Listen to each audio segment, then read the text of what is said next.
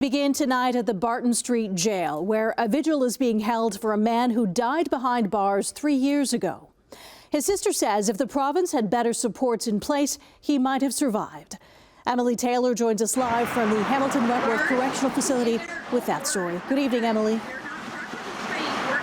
Good evening, Taz. We're just outside the Barton Street Jail now, where the vigil is taking place just behind me here. There's a few dozen people here, all carrying signs mourning their loved ones who died behind bars, both here in Hamilton and across Ontario. Many are also carrying signs advocating for better mental health education and funding and supports. That's one of the key messages here tonight. Now, speaking right now is Kylee Rogers. Her brother Zakery died 3 years ago on this day, right here at the Barton Street Jail. I had a chance to catch up with her earlier today. Now she remembers her brother as adventurous and a loving father. When I picked him up on Christmas Eve, he was so happy. He hugged me. He was just so excited to be out and to be able to see his kids for Christmas and just looking forward to the future. Kylee Rogers says her brother Zakery was finally able to see a psychiatrist regularly when he was in jail, awaiting trial for an alleged string of break-and-enters. He struggled from a really young age with mental health and addiction issues. And from the very start, we had a super hard time getting him any help. She says he was diagnosed with manic depression and bipolar disorder. And after doing well on medication, he was finally feeling hopeful when she helped with bail on Christmas Eve in 2020. But the pharmacy never received his prescription from the prison, and he struggled with his mental health without medication. He was just so disappointed. He was hurt. He was scared.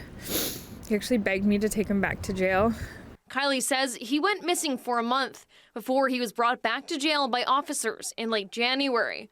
Zakery was found without vital signs in his cell the next day. He was resuscitated in hospital and discharged, but died at the jail.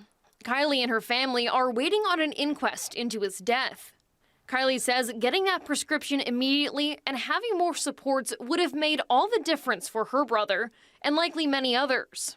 A 1 to 2 week period doesn't sound like a lot of time, but it really is when you're in a crisis. It's just important that we start to actually help those that are involved in the criminal justice system and recognize there's such a high rate of addiction and mental health. Sarah Worry helps run The Bridge, a nonprofit organization in Hamilton offering support groups and resources to people released from jail.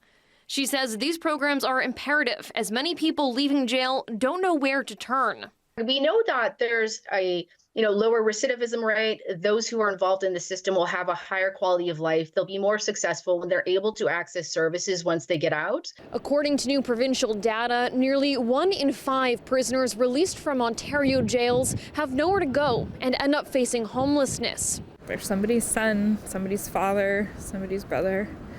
My life, our life has just been completely flipped upside down because of this. And we can never get any of that back.